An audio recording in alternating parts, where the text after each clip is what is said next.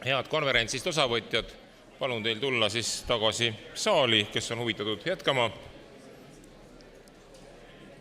Ja ma loodan, et see väike vaheaeg oli kosutav ja vaim on virge uuesti kuulama ja meil on teema. Kolmanda sessiooni teema on algoritmid ja inimõigused. Kas inimõigused on nüüd algoritmitavad, seda ma ei oska öelda, aga kindlasti me kuuleme ka selle kohta arvamust ja ma kutsun siis selle väitlusjuhi Luuka Silvese.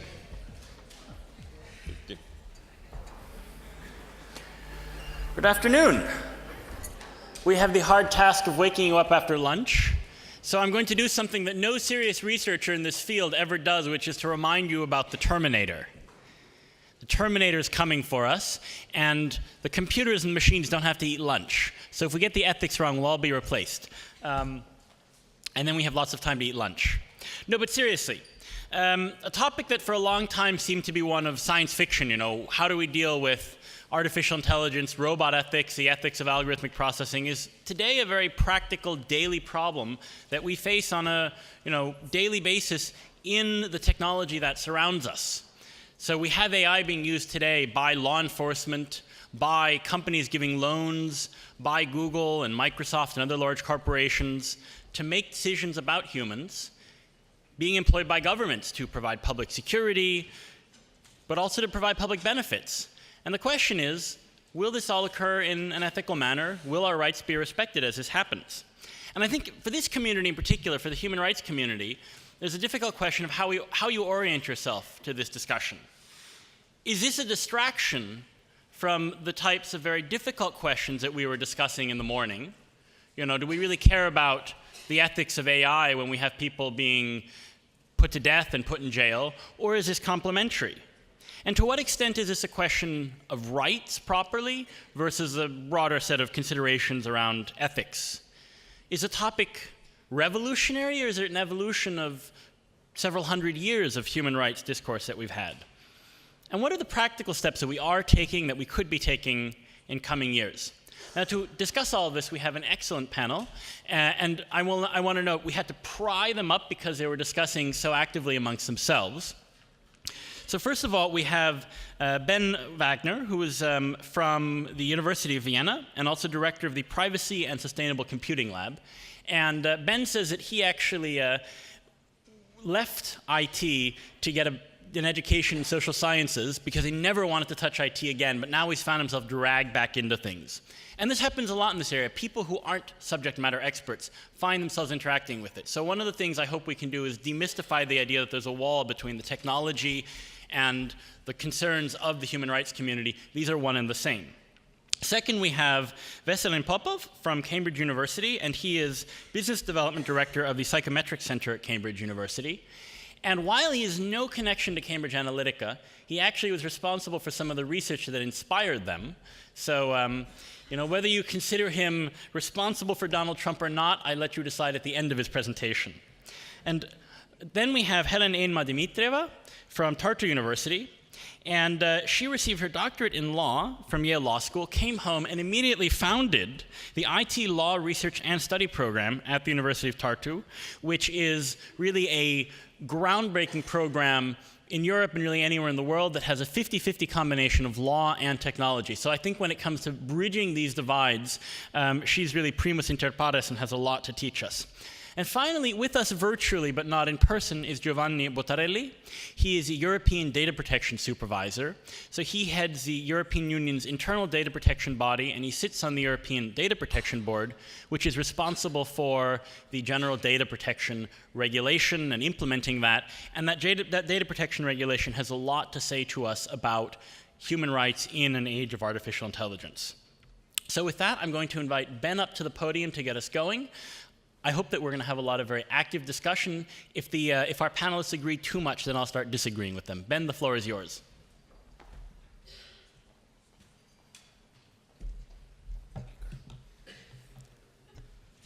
Thank you very much. So briefly, just to get us started, we were discussing before we get on this panel here why you should even bother listening to us in the first place. I mean, you care about human rights, but why is this relevant? Why are we even having this conversation? Why should you have to think about all of this annoying, terrible, confusing thing that is technology in this world?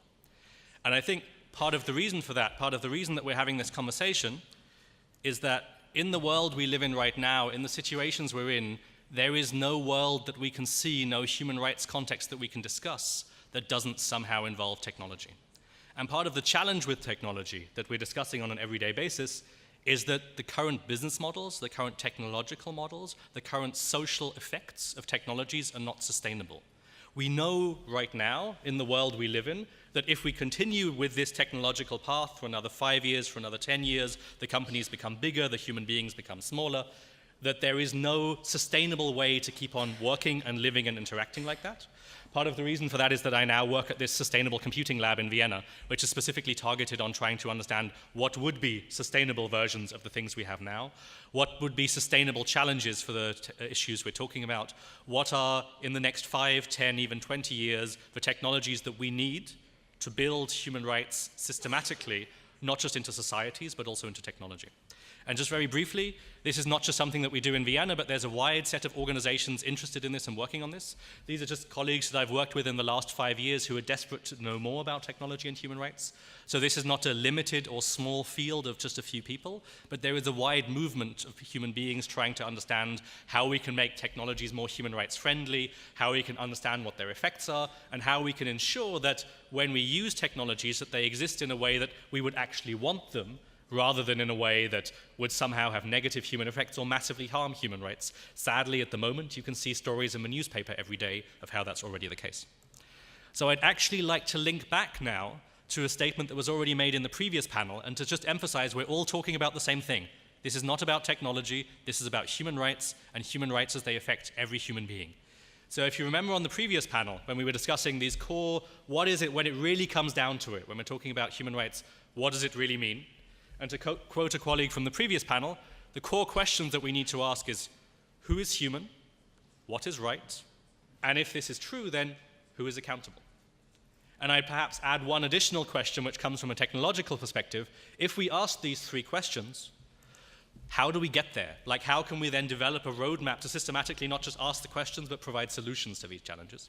And so, on the question of who is human, there's a very simple answer, and we know what it is. This is Casper Boden, one of the leading figures in the privacy and human rights scene. Over many decades, he was the chief privacy officer at Microsoft. He was a leading activist, and he came back to the same conclusion, which he was fighting steadfastly against all challenges. At the end of the day, we have to work to ensure that everybody is equal and deserves equal protection. We can't pretend that refugees are different. We can't pretend that people from different countries are different. We can't pretend that people from different genders are different. But this is not obvious. Whether it's now trying to convince challenges related to the Austrian government, which are developing discriminatory algorithms, which is being developed in the US in regard to discriminating on issues of gender, or on issues of class, on issues of income, we need to assume that people are human and therefore they have human rights, regardless which technology we use. Now, this sounds very simple, very undercomplex, but it is a fundamental challenge that neither all technologists nor all governments which employ these technologies use. And I think Casper is one of the leading people who's fought for this and who really believes in this understanding of human rights. Who is human? First and foremost, everybody is a human being. And then secondly, if we ask what is right, if we talk about technological rights in the context of how they are used and what they mean, mostly when we talk about human rights issues, we always talk about privacy and we always talk about freedom of expression. This is a huge challenge for the people you heard already this morning on the first panel when we're talking about freedom online. Freedom online is not just to have free expression, to not have your conversation censored, and to be able to also ensure that you have privacy. It's also to say not just freedom online or offline or in any line. Technologies are part of our everyday lives, and unless we start accepting that they are part of our everyday lives and they are meaningfully integrated into that, there are digitally mediated life worlds around us. You cannot move, you cannot walk, you cannot engage in society without access to these technologies. So also when these technologies are taken away, when they're limited or when you don't have access to them, so too your rights are taken away. And this applies to all forms of human rights. So one of the great technological and human rights challenges ahead of us is to declinate these challenges across all forms of human rights, whether it's freedom of assembly, whether it's effective remedy in court proceedings, whether it's social rights, These are conversations that we're only just starting to have now, but if you look at the context of free and fair elections and the right to that, you very quickly understand how it has huge implications, not just for human rights, but democracy in the world we live in. You can't have a conversation about free and fair elections without considering the technological context of that and how best to ensure that. And this is the overview that we provided of a study that we brought out with the Council of Europe, where you will find further ideas, further inspiration on how to do that. But also on the question of who is accountable. There's a lot of conversation right now about ethics and about ethical technologies. And in my humble opinion, I don't see that as particularly helpful in safeguarding human rights. This is part of an article that I published recently, which literally looks at ethics as an escape from regulation. Ethics as a way to get away from human rights concerns. Ethics as a way to minimize or to pretend that human rights aren't important, that human rights don't exist, that human rights aren't relevant. And so you have many large companies which will say, we don't have to care about all of these privacy things. We have a nice ethical committee and they will make decisions for us. And precisely this challenge is not to say that ethics aren't important. They drive everyday thinking. But when they become formalized, when they become structured, when they are used as an excuse to get away from regulatory regimes, then they become a problem. And so if you look at the criteria that are developed here, so if you're desperate to do ethics, then please do them in a way that you're accountable, that they involve external participation, ensure transparent decision-making, very basic things. These are all based on human rights. These are all based on good governance. These are all based on basic principles of a functioning state. So when you do ethics properly, you end up developing governance mechanisms that are very similar to what human rights should actually be. And so the question is, and the challenge is then, why are we doing ethics at all? And if we are doing ethics, let's make sure we also do it properly, because it can't be used as a loincloth or as a safeguard to take us away from a meaningful human rights framework. And the last challenge is, how do we get there? So again, not just say that we'll talk about human rights, but a little bit also about technology. There's a combination that needs to be ensured between both human rights, that also design takes place in an ethical manner, which is more about process and less about human rights concerned, and also that it continues the human being. There are masses of public sector IT projects and very badly designed human rights friendly technologies that nobody uses because they don't meaningfully consider the user or the human being. I'm sure you've had this challenge in your everyday life. It's so much easier to use a simple and easy technology, even if it invades your privacy, than a more complicated, difficult technology, but that one that isn't so user-friendly. And so considering that in a meaningful combination is of critical importance. The idea of ethical design specifically explicitly integrates human rights, and here you can see the idea of ethical design not as something as an escape from regulation, but with human rights as the foundation of how we design technologies, but that also considers human experience and human effort to ensure that we can have a real conversation about what it means to build human rights-friendly, meaningful, deep technologies that experience human beings in different ways rather than just a vat that provides data, but that actually allow people to significantly take into consideration human effort and also human experience in understanding that. And if any of the people in the room are interested in more doing this, these are just a few ideas of books where you can find more information about this, on how to design different technologies, how to ethically generate IT decisions in a way that is different and also provides for different technologies, and also the dangers if you don't do that. Those are 3 excellent authors who can help in understanding that. And lastly, that's all from me. Thank you very much for listening. Thank you.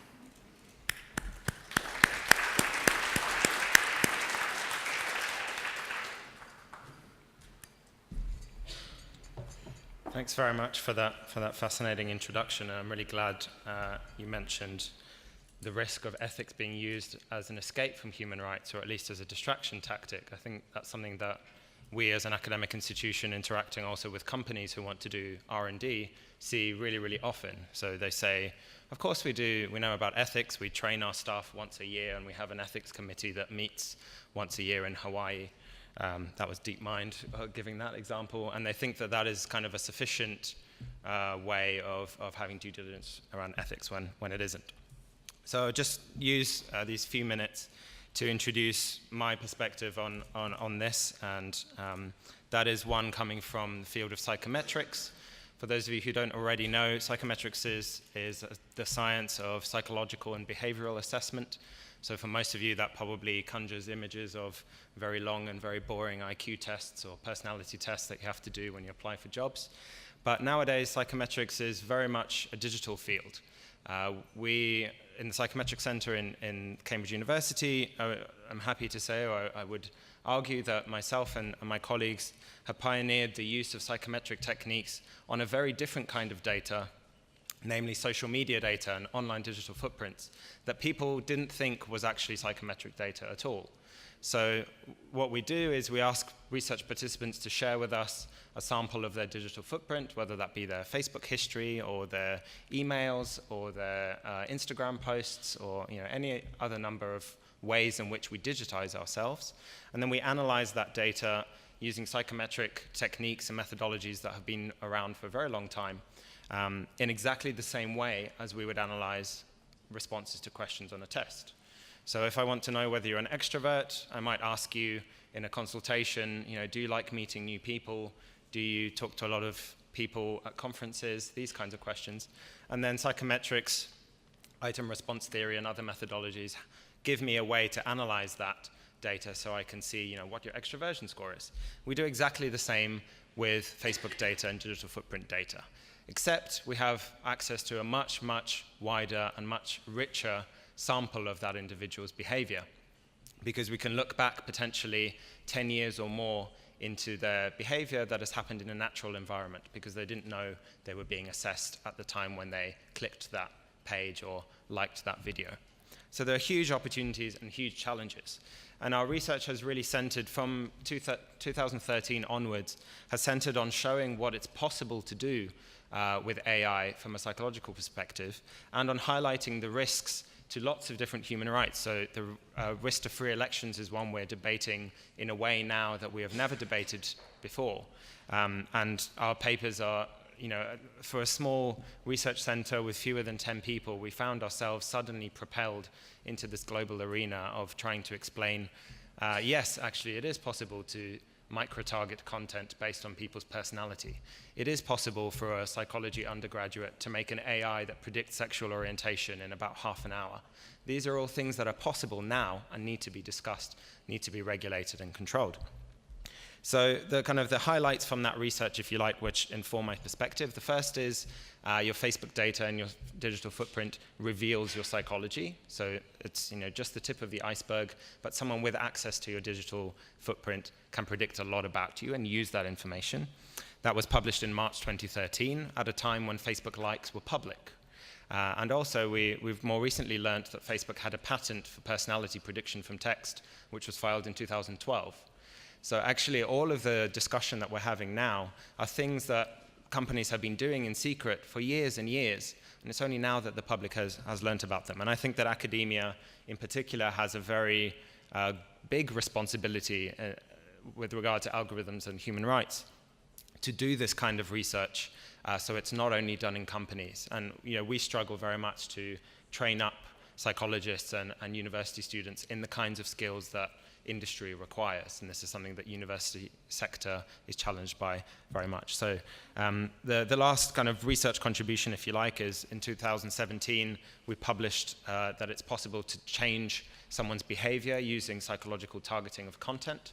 So we did it in a marketing context where we had personality tailored versions of ads for hotels, and we showed those to different groups of people, and we showed that when you optimize the content for the personality of the individual, it's twice as profitable as when you don't. So the profit incentive, the commercial incentive for companies to use targeting is really, really huge. And although we don't yet have any evidence, in a sense, or hard evidence of whether the kinds of techniques used by Cambridge Analytica and others did change someone's vote, I think we can all agree that regardless of whether they had an individual outcome, they absolutely did have group outcomes, and that although we need to respect individual human rights, such as freedom of expression and privacy, we also need to consider that these algorithms and these technologies work within an ecosystem. We're actually controlling the flow of information into and out of that environment can be as detrimental as doing individual targeting. So that's really the perspective I'm coming from. I think psychology and psychometrics has a lot to contribute to the field of AI from the perspective of upholding human rights. Psychologists have more experience in human subjects research and ethics reviews, which is generally absent from a lot of computer science research, which is more archival generally. So I think there are kind of training initiatives there that can happen. And I think that academic units, whether they be as small as ours or larger initiatives, face a really great challenge right now, where their access to data and their access to research participants is becoming limited, not by the new laws which have come in place, but by the behavior and the response of big technology companies to those laws. So we have rights of data portability under GDPR, which have huge potential, but at the same time, companies like Facebook, Google, and Twitter are kind of raising the walls on their walled gardens and making it more and more difficult for independent researchers to access this kind of data. So I think this poses huge challenges and huge opportunities for researchers in this field. Thanks very much.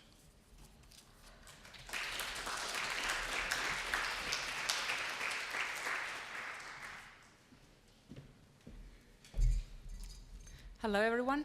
I'm a lawyer, and lawyers are known for their tendency to map risks.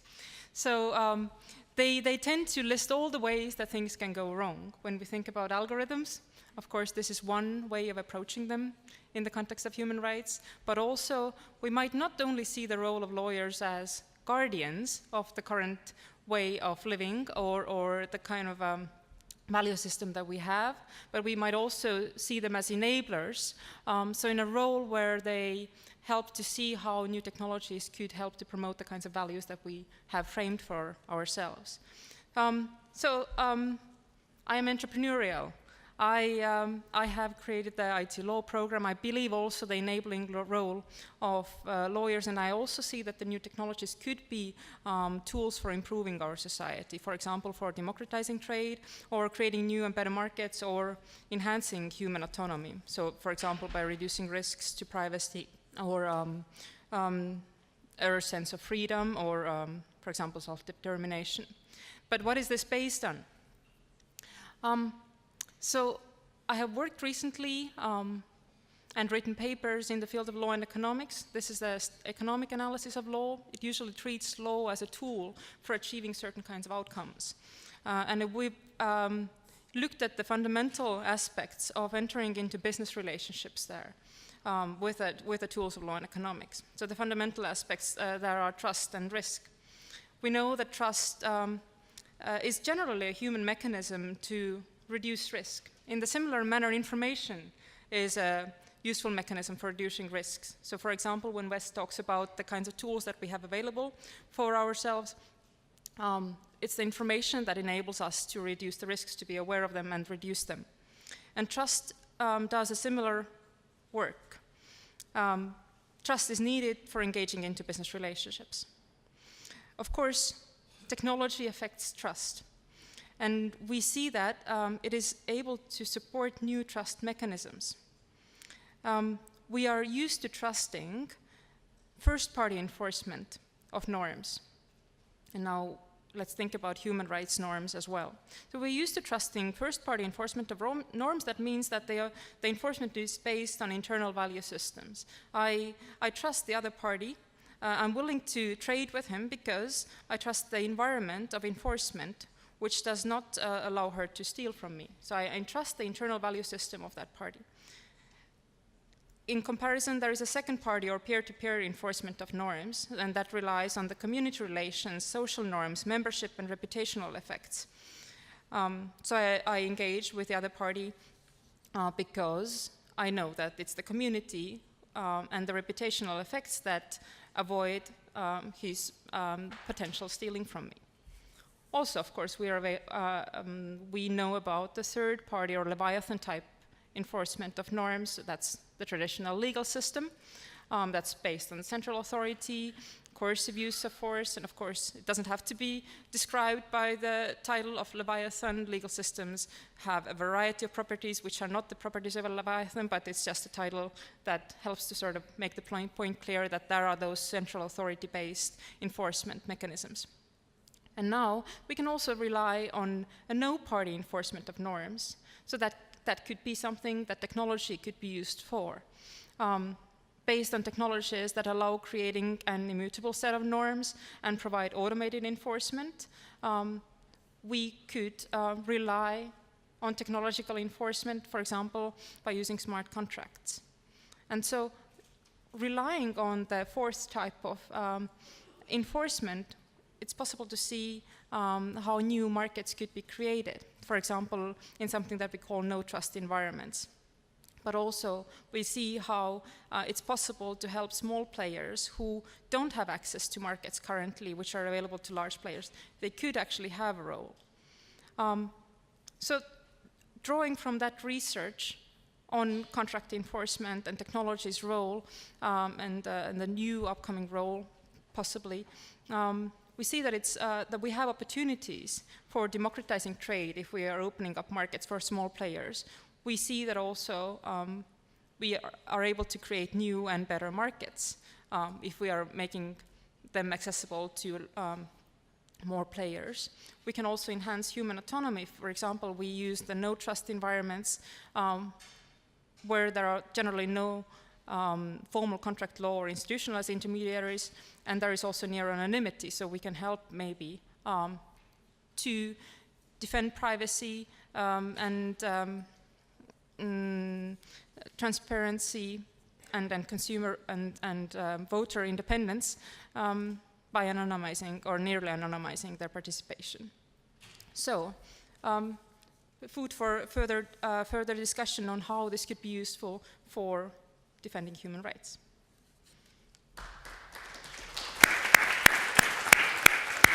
And I think we now have the video with Mr. Bucciarelli ready. What I want to say for context, why this is really important, is that the General Data Protection Regulation, on the one hand, addresses what has been the main area of discussion around rights and computers so far, which is what they do with our data and the simple sense of how that can affect our privacy, and it provides a bit of a gateway for looking at these other discussions.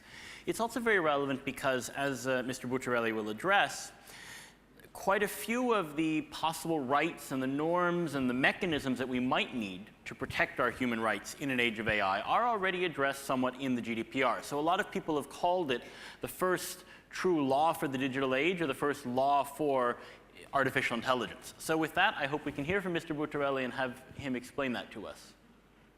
I think we may easily agree that algorithms are more and more influential in people's lives. So from targeted advertising and personalized offers to credit access and borders controls, decision-making concerning individuals is becoming more automated and, as a consequence, more ubiquitous. The biggest impact on human rights may be through discrimination, so the ability to make decisions based on people's attributes or interests makes that people are not treated alike from data. A problem of our time is perhaps an excessive reliance on algorithms, under the assumption that they are necessarily intelligent like humans, along with widespread but unjustified beliefs in the objectivity of computers. But computers are not all-knowing. Artificial intelligence is best regarded as computing a complex kind of weighted average of input factors using an oversimplified model of the real world that was derived from a set of examples. But an algorithm may inherit the bias of its designer, and with machine learning of the data it was trained with. So mathematically optimal decision making can be also discriminatory, for instance, by using correlations between crime rate and gender or race. So being fair may require to decide suboptimally. Human decision, imagine a border guard, is also a black box, possible biased, but each human has a limited impact. And contrastingly, the exact same algorithm can be applied to millions.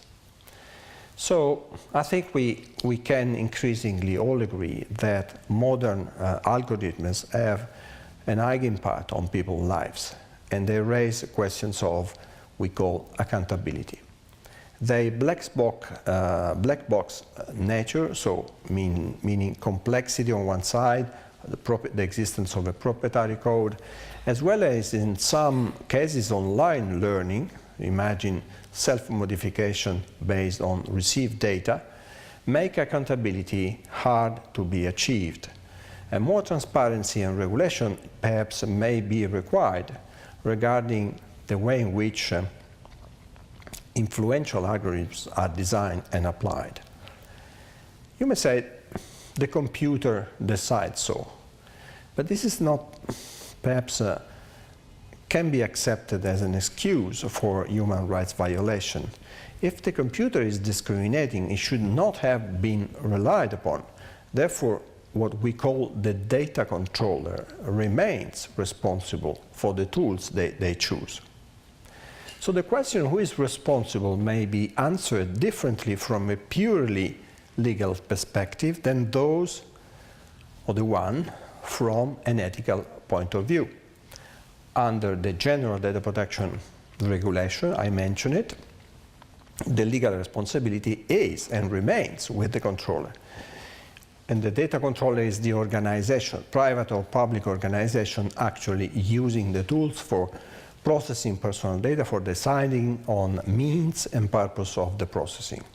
So the GDPR does not currently put responsibilities on third parties, such as, for instance, developers, manufacturers of tools directly. But from an ethical perspective, it can be required that everybody takes full accountability for all effects of their actions to the extent that they can foresee and influence these effects. End-to-end accountability, from the conception to the design of the algorithm. We need to clarify which person, natural or legal, is responsible, and we have to solve the black box conundrum where only the machine knows what is learned. We need a transparency, meaning to clarify what is the purpose of the algorithms, what personal data is being used in decision-making of the algorithm, who is entrusted to inspect and address inherent bias in the algorithm. And finally, I think we need more effort in terms of control and supervision to ensure that competent independent regulators are trained, are equipped, and they are resourced to supervise what the algorithms are doing. This is why I recruited recently a data scientist, I think to be the first one in the European Union. I would like to recruit additional resources to be in a position to look to the big picture. So, it occurs to me, just thinking about this discussion on human rights and technology, that there's a big difference in the dynamic to the discussion that we've had in a lot of other human rights areas. You know, both the UN declaration and regional documents and such, they were really put onto paper after some terrible abuses and some tragedies, and there was a sense of never again. Now, what we're trying to do now is preempt bad things from happening, somewhat blindly, without really knowing where technology and of course, business models might take us. Now, we had three fairly young, positively minded people here talking also about the opportunities, and you know, they all sort of seem to reflect the idea that we can find a way forward. But if I had to ask you all to define your nightmare scenario, if we don't follow your advice, if we don't take these questions seriously, what keeps you up at night? Is it that the Terminator is going to come and kill all the humans, or is it, you know, maybe something that's a little bit less sci-fi-ish, but also a little bit closer to us? And I'll let you start, Ben, please. Sure. So I don't believe in these ideas of the Terminator for the future. I don't think that's the real thing we need to be concerned about. I think it's more that what's happening is that we see a vast shift in power in a structural way that happens through technology. And so what we're seeing is the beginnings of an increasing shift towards massive inequality, where a small group of people or a small set of organizations have a lot of power, and everybody else has much less power. And so for me, the scary future is not one where we're controlled by AI, but in where few people have the tools to change elections, to decide who gets work, to decide who doesn't think. And I don't agree that we're trying to preempt the future. I think the future is already here. If you are a marginalized individual who has a refugee background or who has the wrong gender or is some otherwise doesn't fit, and you're looking for a job in the low-paid service industry, if you ride on a Foodora or a Deliveroo rider, many of the aspects of your decision-making and your boss who tells you what to do is already a computer. So you are already working for this big Terminator AI that we claim is in the future, but it's actually here right now. If you ask in Austria from next year onwards, or in the US already now for Social Security, whether you get your Social Security or not and actual payments is determined in part also by the influences of automated systems. So you have automated systems deciding on payments in the US. In Austria, it's deciding on the trainings that you would get, so whether you have a chance of getting out of unemployment. And in all of these situations, we already live in a world where we have these technologies promoting intense inequality and making that inequality greater, and where we live in a world where presidents and whole governments can rise and fall based on the whims of a system that some people don't understand, and those who do understand don't have necessarily the best or most trustworthy interests. So I think we don't need to conjure up any future scenario. It's right here in front of us, and it's a huge challenge to deal with. But I think especially as a human rights community, we can't look away. Yes? Yeah, I think totally summarizes my view on the future is already here. And I think that in the earlier days of AI, the kind of fear of singularity was put up as something that, as an excuse for continuing development in order to better understand this risk of the singularity.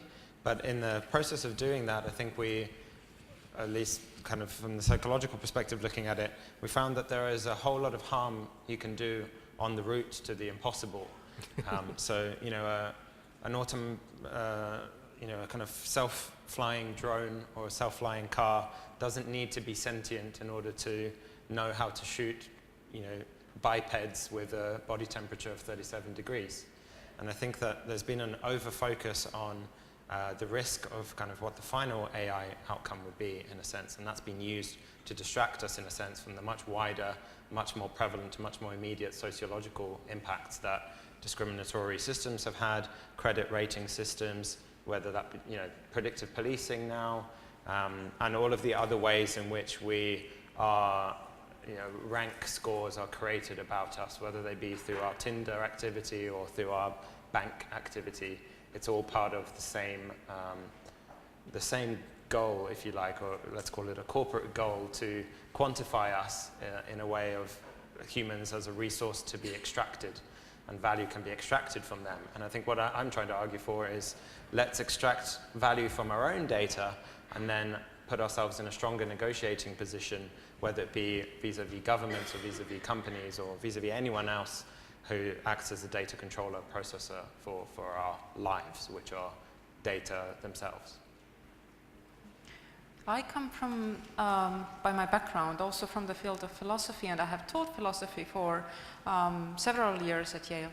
And philosophers are used to thought experiments. For decades, we have been discussing thought experiments about what could potentially happen with these and those possibilities being available to us. So, in a way, by my background, I'm just so used to the kinds of scenarios that we see maybe coming to life to some extent nowadays. So these don't scare me. They are just intriguing for discussion, and it's good that those discussions could potentially have results on the ground as well. But what disturbs me quite often in those debates currently is that people are scared. And so being scared, of course, could be something that keeps an audience awake, but it could also be something that inhibits discussion and motivates reactions which are not adequate in order to constructively solve the problems at hand. And so the fact that people are scared, I think, is scary. So we had Mr. Buttarelli talk about the GDPR. Is that enough? I mean, the GDPR has this requirement that if an automated decision is made about you, that you have the right to have a human in the loop, which is kind of a way of saying it draws a limit to the technology. You can't have a fully automated process. You have to have some kind of human decision-making in there. And Wes, I want to start with you on this. Do you think that if the GDPR had been fully enforced and being used, that it would have helped with what Cambridge Analytica did, that having these types of laws can forestall some of the examples we're seeing now where, say, AI is being used to profile, is being used to target and manipulate public discussions? So I honestly think GDPR would not have made any difference to the legality or practical application of what Cambridge Analytica managed to do, and also the huge role that Facebook itself as an ecosystem had in those outcomes.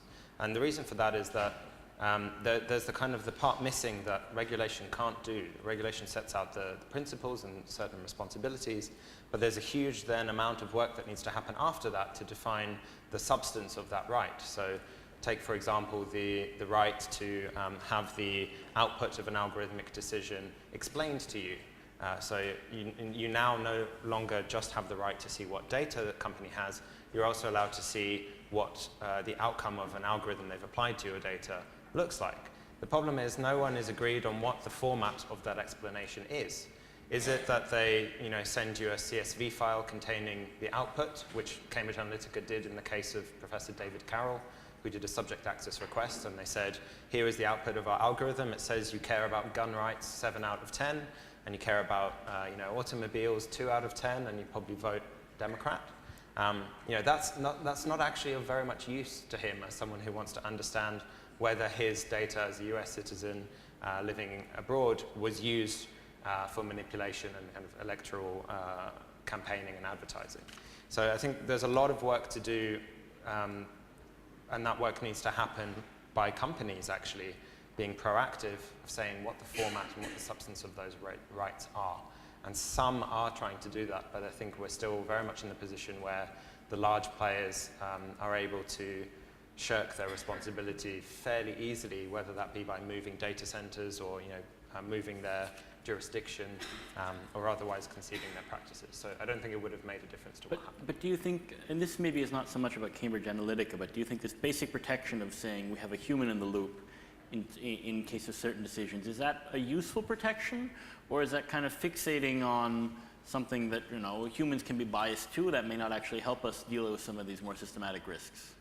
I think a good test case for it is maybe the ad transparency laws that are coming in now. So, Facebook now publishes political ads.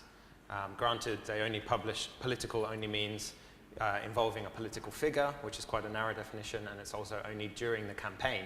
So if someone actually runs a very quick political campaign of a couple of days and then takes the content down, you might not still be able to see it. However, it's a big progress from a transparency perspective, because now journalists or interested parties can go and see all of the politically related ads happening in their area. And I think that's something that's quite a positive change in those platforms that should be extended to lots of other kinds of communication.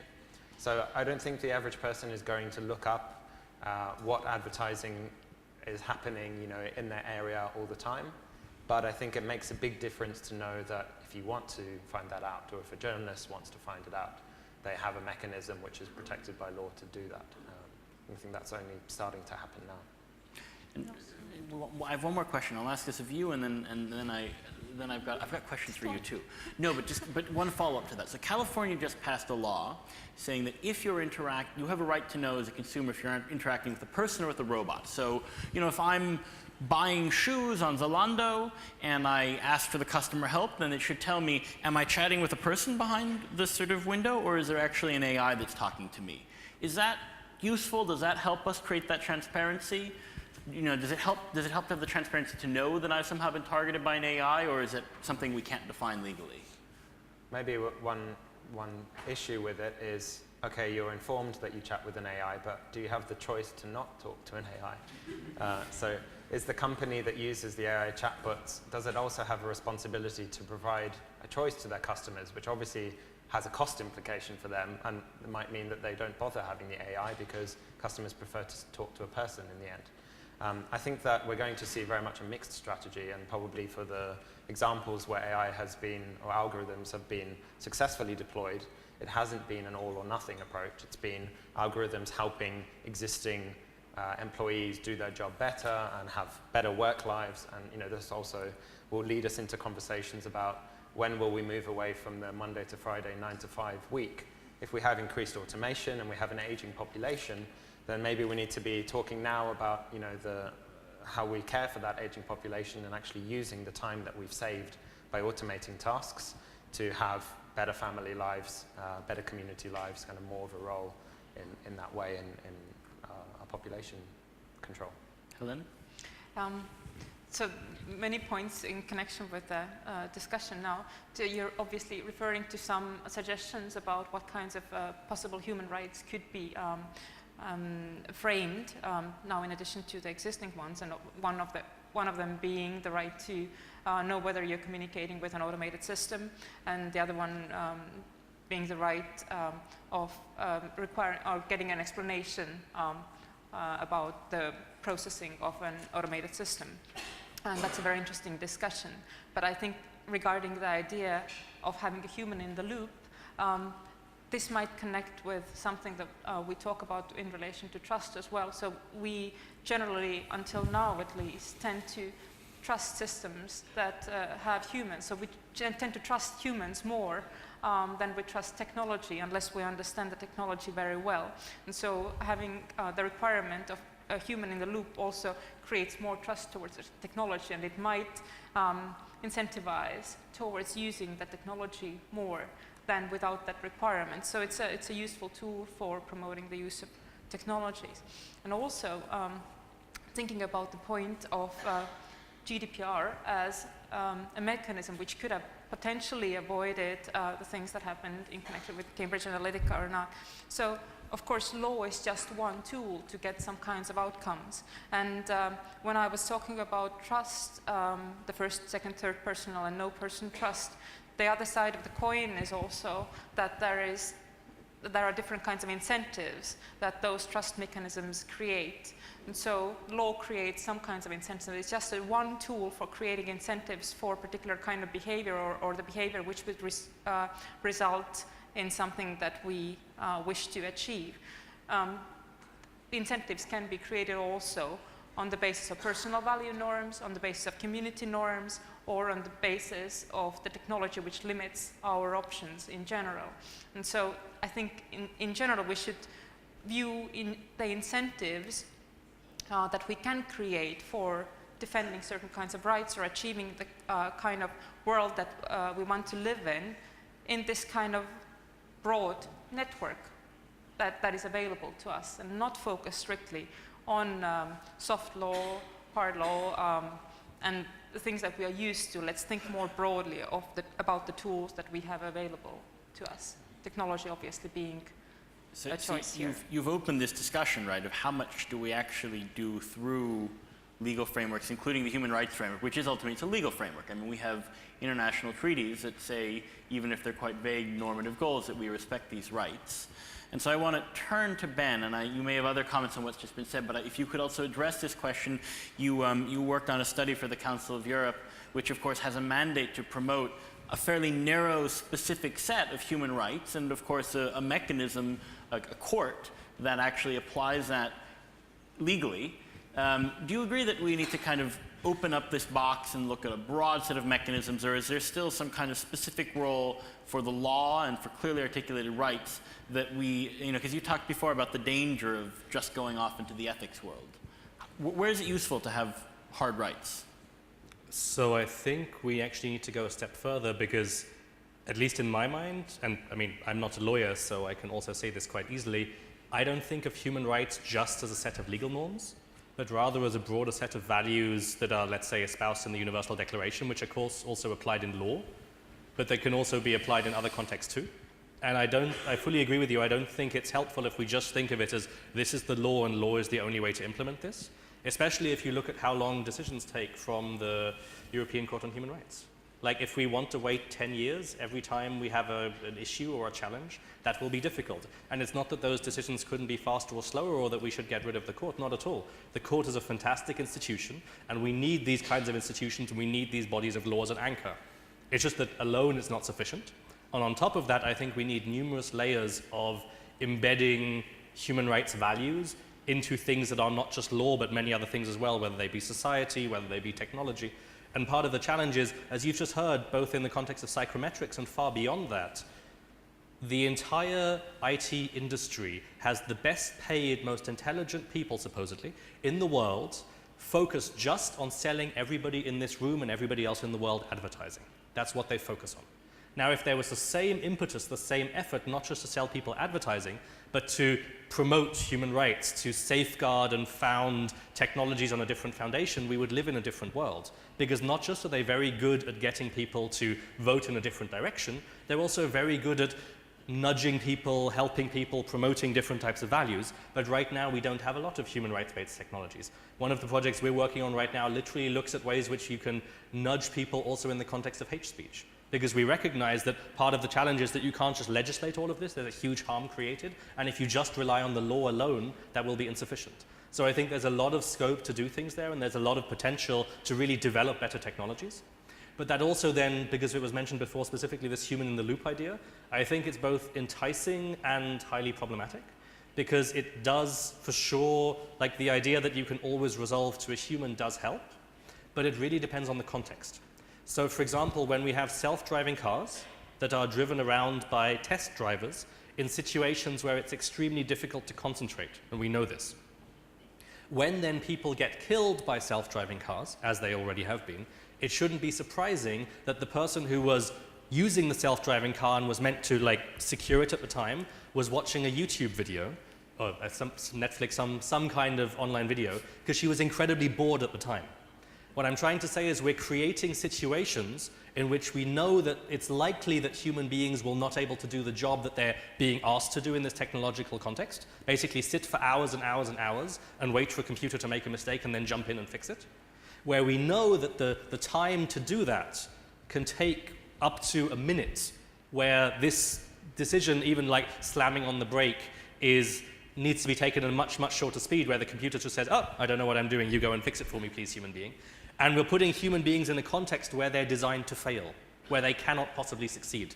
And so this contextual question is specifically important, because as we've heard, and I fully agree, the ideal situation that we want to achieve is a symbiosis between technically supported human beings who can really be empowered to be their best selves and be enabled to really make the right choices and to also change and be, whether it's more efficient, more effective, all of these things are possible. But that requires very much on setting this very specific context where you're not a childminder for a machine, or you're not trying to get away with the risks of a machine, but where a machine empowers you, or a machine allows for a different kind of human interaction. And I think then it becomes of different potential. So you've raised the question, of course, of the incentives that the tech companies have and that companies in general have, which is they want to make a lot of money. And advertising is one of those ways, and that's driven a lot of the development in AI, speech recognition, psychometrics.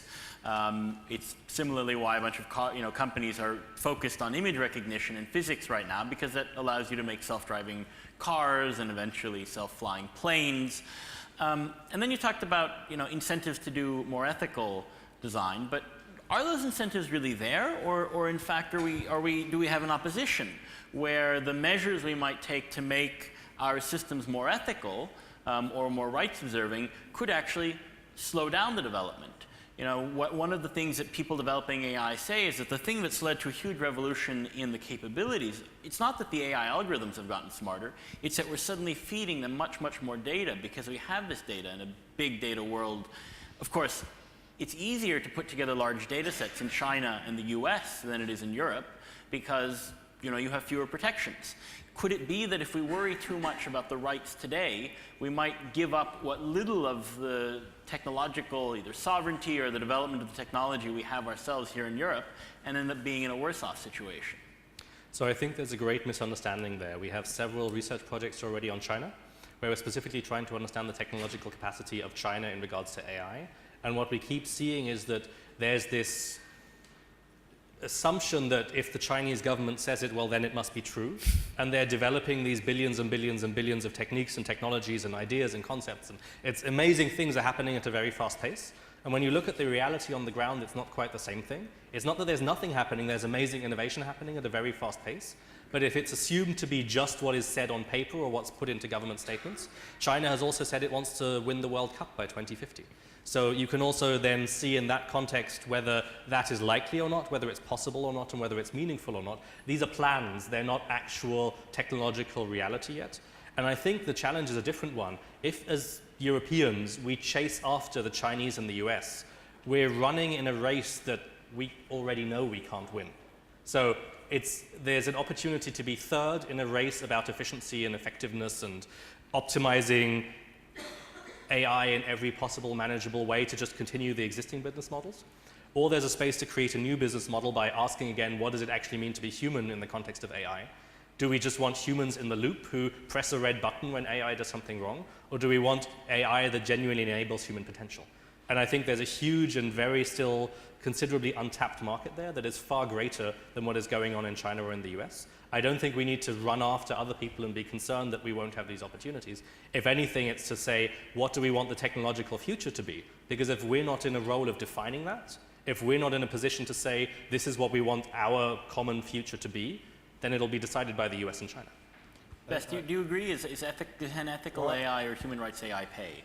Yeah, no, I don't think it pays yet, but it kind of brings me on to the point I wanted to add. So first of all, my experience of the kind of Chinese AI progress is actually quite different. So I think this is the first year where the majority of published papers in one of the leading AI academic conferences came from Chinese universities rather than from US and European. So there certainly is output that is valid and kind of peer-reviewed and is very much on a par with what's happening in US and Europe in a way that probably it wasn't 5 years ago.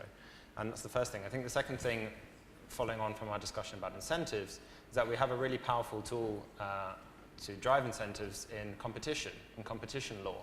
And whether that be competition kind of in the hard sense, so preventing monopolies, and that is something obviously that takes quite a long time to get through the process, but actually creating competition in the market is something that's much quicker than going through European Commission or any other body, and it actually has a really great effect, I think. And I think one of the goals we can kind of orient towards, at least in Europe, is creating more competition and creating more of a marketplace around ethical AI or products that use AI to improve the service, where AI isn't really the point. People don't care that it's an AI doing it. They care about being able to get home quicker than waiting for a taxi, or getting cheaper insurance, or having more peace of mind, or feeling more safe. These are the things that people care about, and I think competition can actually do that. So coming back again to GDPR, one of the rights in GDPR around data portability is supposed to encourage two things. One, it's supposed to encourage more competition because there's supposed to be interoperability between different platforms, so I can take my Facebook data and give it to another social media data set, social media platform, and continue my friendships there. Obviously, we're very far from this reality, because if you leave Facebook, then there's nowhere else you can go. There's nowhere else you can take your data. So having the download and having the data portability is meaningless in terms of what people actually want from there. And we can't expect citizens to just delete their digital history that they might have been curating and living through, also emotionally over a long period of time. But competition in the marketplace is something that can happen quicker, and I think that is starting to happen. We've seen it with fintech disrupting the kind of big traditional institutions and the reliance on trust and intermediary fees. I think we're starting to see it with market research economy as well. So, companies doing more user-centric market research platforms using differential privacy. And just the last point about the kind of keeping the human in the loop. There was an interesting example from someone from F-Secure, who are based, antivirus company based not far from here, who said that we used to talk about the robots will rise up against the humans, right? This is the kind of the narrative in all the science fiction films. But he showed a video of truck drivers removing IoT devices and smashing them up, where these IoT devices were put in bins to see when the bin was full, and basically reduce the number of bin men that needed to drive around to pick up the bins, because these little devices were taking those people's jobs. So now we have a revolt of the humans against the robots, right? The humans are rising up against the machines, saying, I don't want to be automated. I don't want my profession to become more efficient and less reliant on my skill. And I think that's where we need to be imposing responsibilities on companies to retrain staff, being very transparent at the point of university entrance or even school level education as to what kind of jobs are going to be needed and what kind of jobs are going to be less needed, and what the social impact of that is. Okay, I'd like to let Helen and Ben react, and then let's open it up for questions. So please, Helen. Sure, so generally we're talking about whether the fact that we are framing various ethical standards could potentially be a track by which we are inhibiting our own competitiveness on the AI market. And so when we think about framing ethical standards, we in a way putting forward our idea about what is right and wrong. And there are many perspectives on what is right and wrong in activities. So in philosophy, we talk about morality as just something which refers to the understanding of what should be done or what is the set of obligations. So there is the law's point of view of morality in a way, the law's point of view of what should be done. There is, let's say, our community's point of view of morality. There could be then the European point of view of morality in terms of AI. There could be also then the Chinese AI company's point of view of morality. If we frame our point of view, we at least have a ground on the basis of which to say that this is right and this is wrong. If we agree on the kind of a standard, we have a solid basis for the debate. If we don't frame that standard, we are sort of, I think, as individuals, we are sort of fluctuating in the undetermined space, which makes us much more insecure about the new technologies than if we have those ethical standards. Moreover, if we have the ethical standards, they are a step towards the kinds of norms that could be enforced in one of the potential enforcement mechanisms. Of course, norms are only as good as the enforcement mechanism is. So just framing ethical standards does not lead us yet to a world which is more secure. But if the framing of ethical standards is nudging us or leading us to a better enforcement system of particular kinds of understanding of right and wrong, we are on the right track. So from that perspective, I still believe that taking the time to frame the ethical standards, while it might take away the resource of time in developing an AI, it's also leading us to a better world in terms of being able to defend our understanding of right and wrong. Before I hand off to Ben, I just want to make a quick comment on this. It's something we discussed yesterday too. In a sense, we're living in a golden age of philosophy, because all of these sort of philosophical dilemmas that were for decades hypothetical, we're now facing in practice when we engineer systems. And one of the things that allowing machines to be involved in the process of making moral and ethical decisions forces us to do is to enumerate explicitly things that were previously implicit. Because the machines, of course, they'll take the data set of how decisions have been made in the past, and they might take an unethical pattern that's been there, discrimination along gender or race, and amplify it 100 times, because that's what they discern as a pattern for decision making. And so then that forces us to say, hold on, wait a minute, dear machine, think of things a little differently. Take these things into account too, in a way that we might not have had to in previous generations. And as we have this bigger discussion about what the role of human beings is in an age of artificial intelligence, where machines become capable of many of the tasks we're performing, even creativity isn't necessarily a uniquely human thing. It turns out machines can be quite creative, they can compose symphonies, but there's one function that machines still haven't taken from us, which is a teleological function of setting the aims and setting the goals. So, from someone who studied philosophy, I can say I'm always happy that we can, find reasons to have these philosophical discussions that are in a way more relevant now than they would have been when I was a student. But Ben, I cut you off, please. Sure, and to expand on that, it's not just a golden age for philosophy. Don't think that when we're developing AI systems that we're talking about a team of 10 computer scientists. Precisely the point is to build these systems of the future requires philosophers, requires social scientists, requires psychologists. We need teams like you see on this stage with a few computer scientists. And that when you start understanding what that means, it also means that we need very different disciplinary futures to develop these systems that we really want. Just two stories that come up that I think quite nicely sum up what was discussed already, specifically in the context of the different debates on privacy. And on this sort of challenge of how you get human beings to tangibly understand what their privacy is.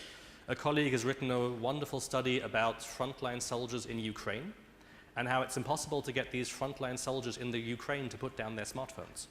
There's two reasons for this. One is that their relatives are desperate to know that they're still alive and that they're doing okay. And the other thing is that a lot of the time, the job that they have to do there is incredibly boring. And so they're basically sitting all day with nothing to do, and human beings sitting somewhere with nothing to do sooner or later will want to do something and will want to play games. Now, the problem is, as soon as they turn their phone on, their face is lit up, and so they're much more easy of a target, and it's a huge problem. The reason to tell the story in the context of privacy is there's a huge problem that people still use their phones a lot. So if we can't convince these people to get off of Facebook, how are we going to tell under threat of death by their superior officer? How are we going to tell an everyday user that they really shouldn't be serious in considering privacy, because even under threat of death, you still want to talk to your relatives, you still want to play a fun game? And the second story, which is interesting, it goes to this retraining example that was mentioned. I know that Estonia, and it's great working with many colleagues here, is extremely paperless and digital. And we had one project that we were doing in Bangladesh where sort of the real global value of this idea of paperless digital really comes in, because we were working on digitizing the criminal justice system. And there you really notice that you see it sounds obvious paperless, but until you start understanding the whole system, it doesn't really make sense. So there were people sitting outside the courthouse who were responsible for typing up the documents for the lawyers. And this is a huge industry because all of the documents are on paper and nobody has access to a computer. So unless you're willing, when you go paperless as a courthouse, which was the plan, to also find new jobs for these typists, you shouldn't be doing it. And so it's very easy to just think, there's a little bit of this, a little bit of that, but we're talking about fundamental change in human relationships at a scale that we haven't seen for generations. And so unless we meaningfully consider the role of every single human being in that context, the truck drivers, the typists, the Ukrainian soldiers on the front line, then you don't really understand the scope of the challenges we're talking about, and also the challenges to build human rights into that in a systematic way. Good, so I want to open up the floor to debate. The one thing I ask is that there's a microphone, so please don't speak till you've got the microphone, because then the interpreters can also help here. And we have, is that Sven there? Yes, we have Sven here, and then we have another question over there. Thank you, Sven Zakov, ICDS Tallinn. A short comment on the Ukrainian soldiers on the front line. It's not just that their face is illuminated, it's also that you can then pinpoint, because of radio transmission signal, the soldiers, and so basically when they switch their phones off, they get artillery at their positions. I wanted to ask actually about the two things. One is just out of curiosity. Are there any studies on how much our data, what we give for free, is actually worth in euros for social media platforms? Secondly, there's a lot of talk about the Europe not even playing the third fiddle to US and China when it comes to AI and so forth.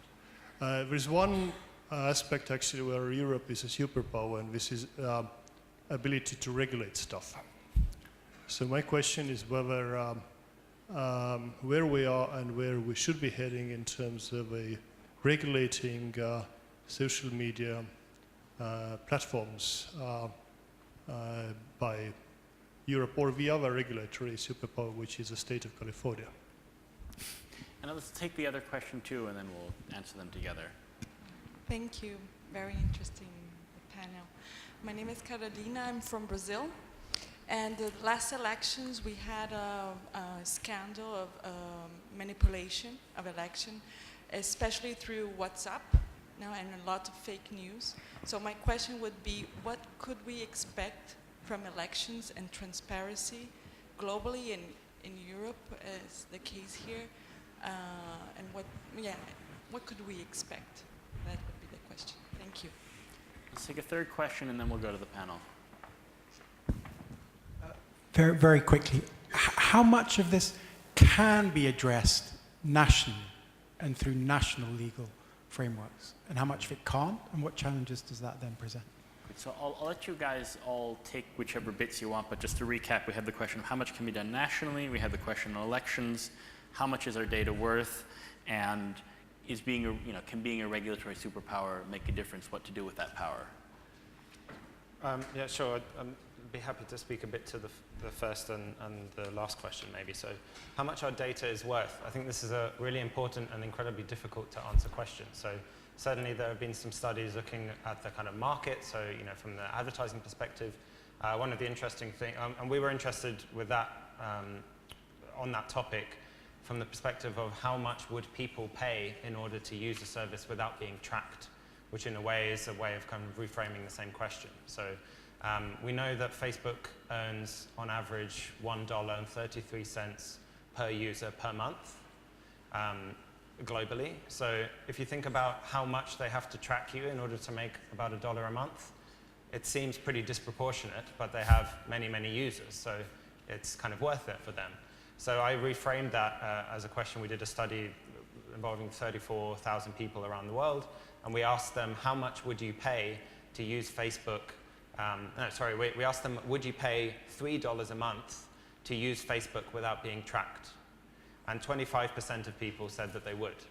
So it's not a majority, but imagine, it's a quarter, potentially if you kind of extrapolate it, it's a quarter of Facebook's user base would pay $3 a month, which is more than twice what they make by tracking them, for a do not track version of the service. And we've seen Facebook, at the time Facebook, there was a campaign, Keep Facebook Free, when this was first proposed years ago, and now they're starting to talk again about the possibility of having a paid do not track service.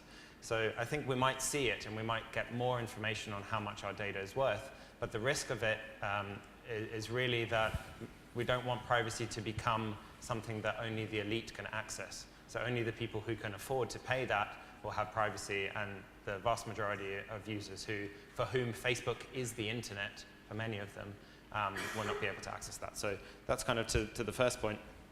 To John's point about how much can we address nationally, I think, taking the UK as an example, there's been an unprecedented level of kind of national proactive effort to uncover some of what's been happening around data and elections. So the Information Commissioner's Office, led by Elizabeth Denham, in collaboration with a special committee of the Digital Culture, Media, Sport,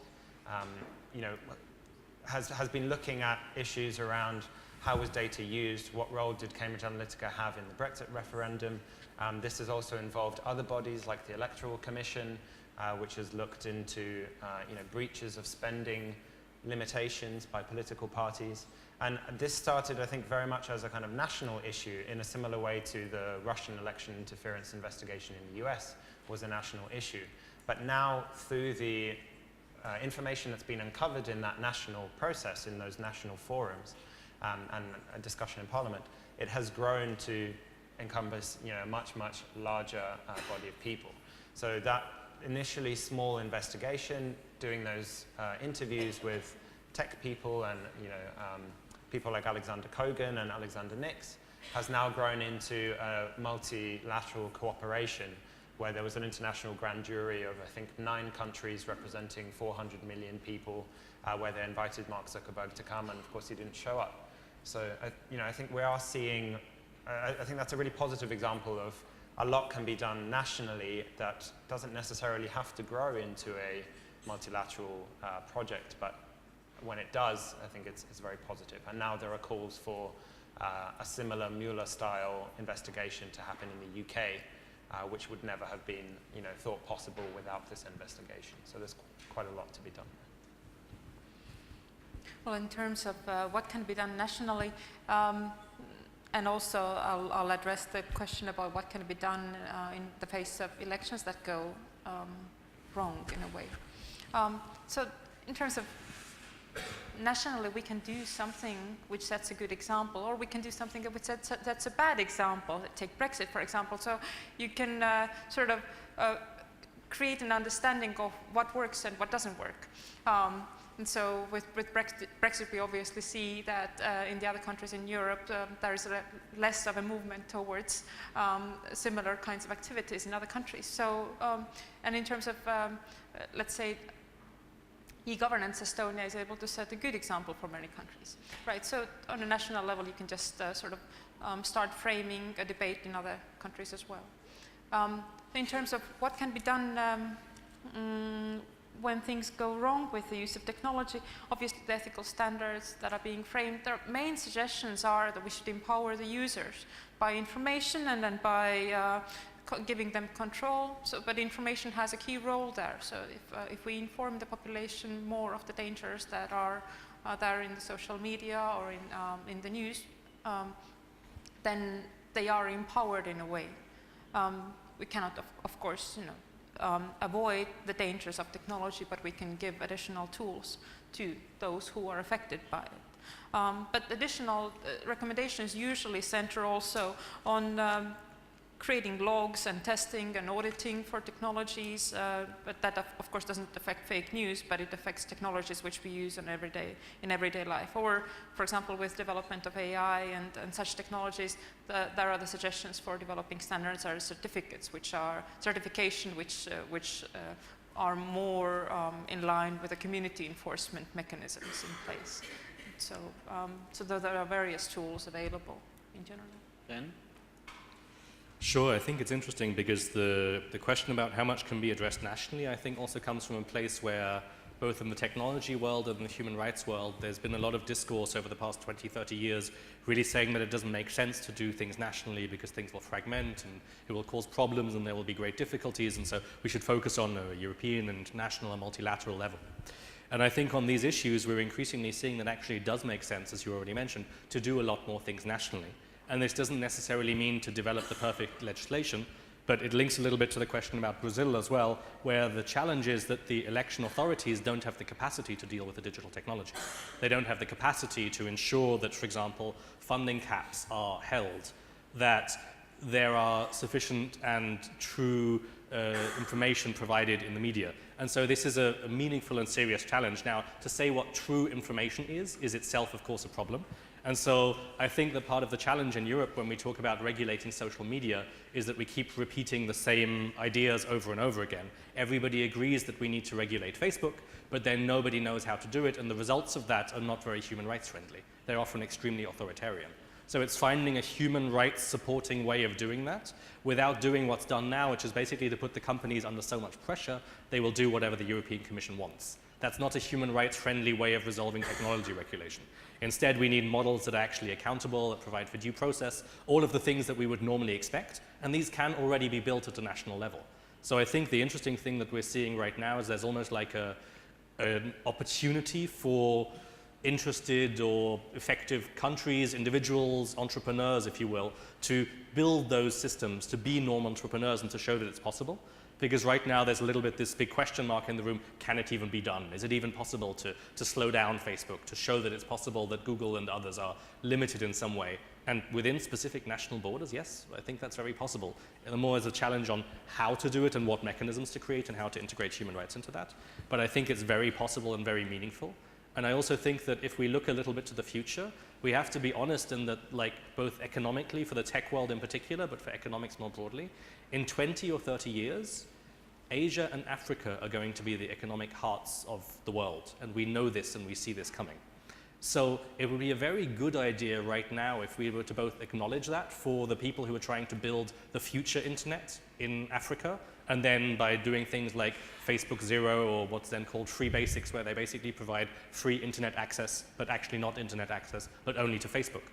And so these discriminatory practices serve to create a different internet, which in the future will cause us massive problems and cause massive difficulties, because we're seeing the internet being reduced to one single platform or a small set of platforms.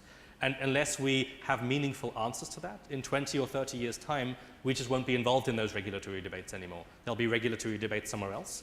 And so the opportunity to now to create some kind of different technological future that respects human rights also means that if you don't take those countries and their moral groundings, their human rights protectives seriously, in 20, 30 years, they just won't listen to us anymore.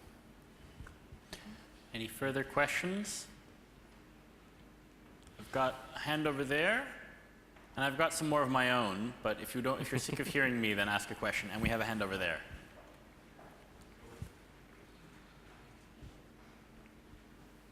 Yes, it's me. Hi, Kristen Aru. I'm the data protection officer for the Coop Pank. And my question is more like, what is your view on which helps the human rights better, whether it's the regulation, which we obviously need more, but to what extent more, or is it the technology itself, for example, decentralized internet or something like that? Good question, and over here. Hi. These topics discussed are mainly based on the business values. UN has stated that internet access should be a human right. Today, there is actually 60% of the world population that does not have an internet access, or it is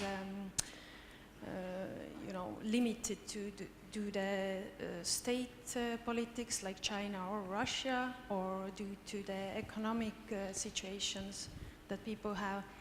Is there any possibility that these business algorithms or studies can be used more to discuss these topics, that people will have the actual access to the internet?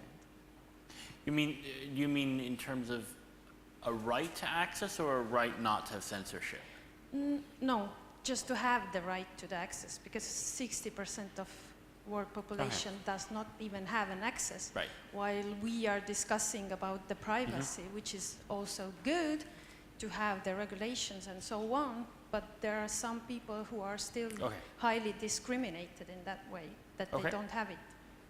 Good, and I'm going to abuse my position to throw a third question into the mix and then ask our panelists to sort of give their thoughts on these questions and sum up. Which is, as Helen already mentioned, there's a lot going on. The Council of Europe is doing work, and there will be some ministerial recommendations next year around algorithms. The European Commission has put together a high-level expert group putting together ethics recommendations. The IEEE, which is the sort of international professional body for computer science and other engineers, is working on technical standards to have fair, ethical, transparent AI. There's a lot of strategies. There's legislation now. Estonia is looking at the question of liability and whether a general rule on robot liability might help create accountability.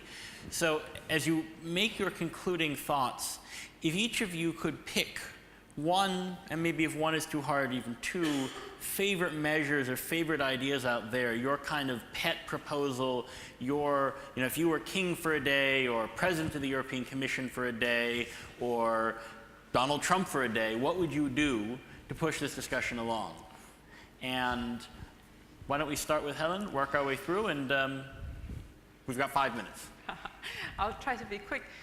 So I've looked through most of those strategies and frameworks, and currently they seem very similar in terms of the values that they state and the kinds of mechanisms that they see having potential in ensuring that those values are being either protected or that we move towards a better protection. So there are usually legal mechanisms which are being suggested, so just like new human rights that could be created, or the idea that we should empower the users by information and control, or the idea that we should create logs, auditing and testing of technologies, or then that we should create certification and standards. So that work is obviously all being done.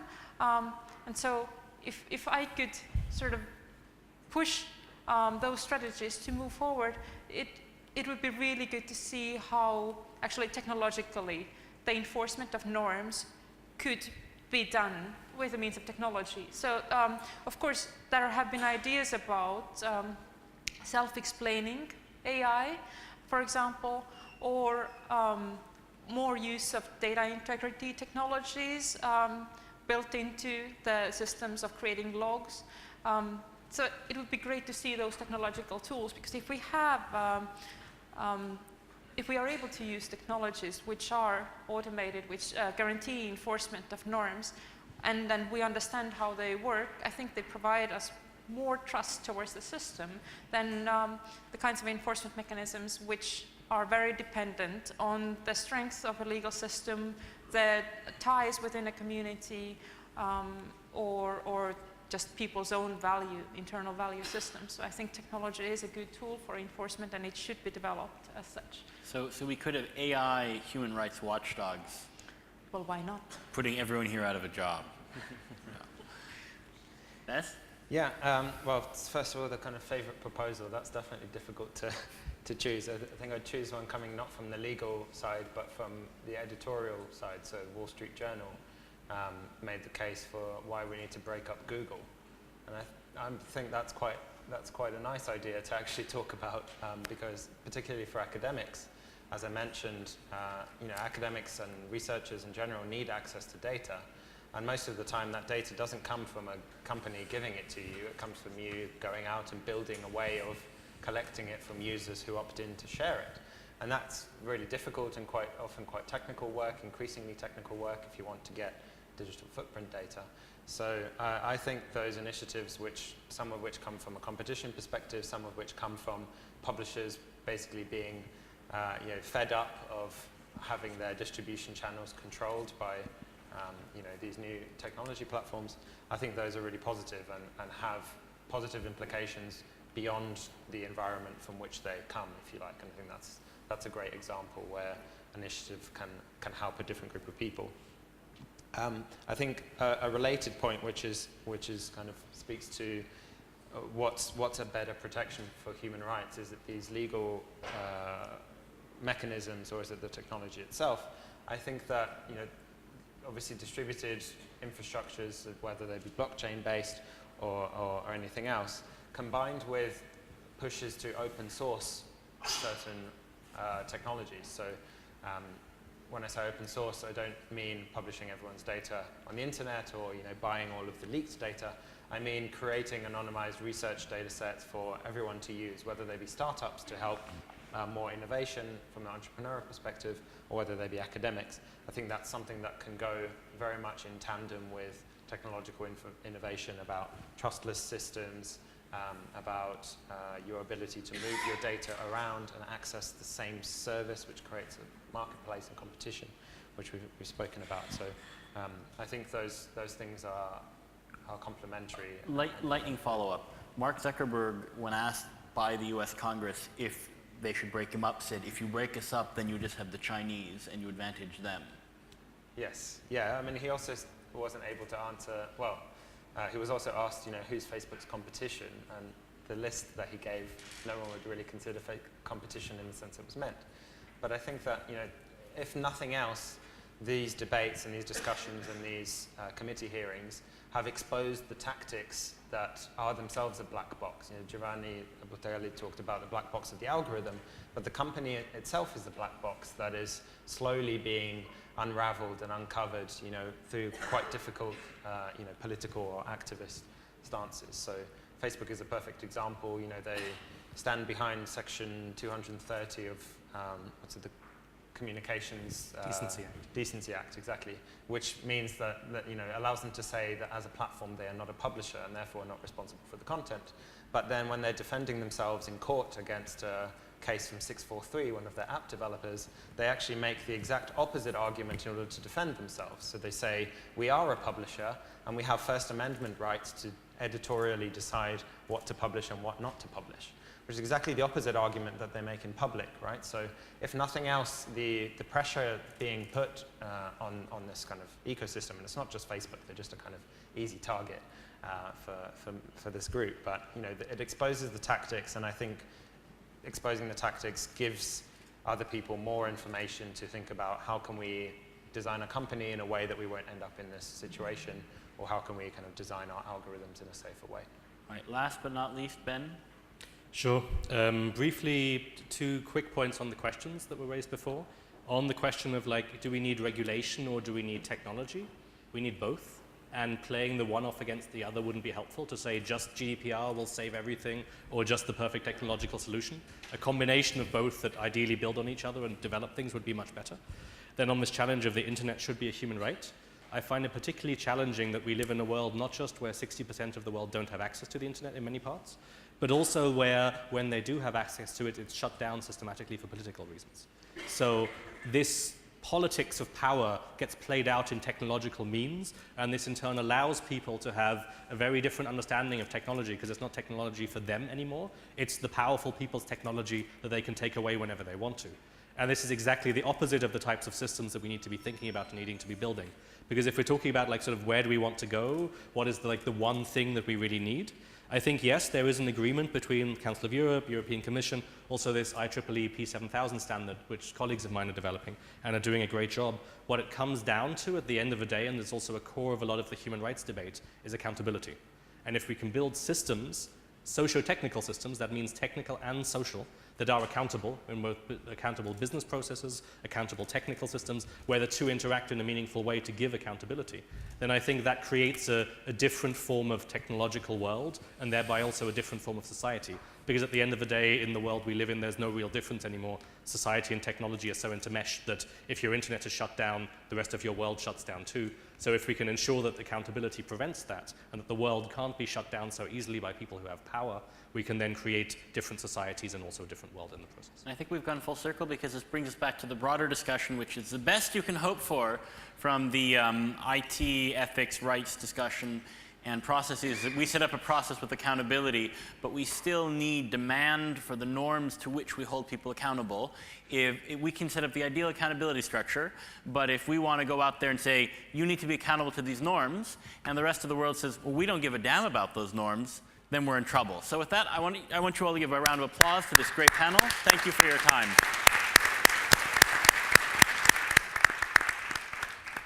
Like that.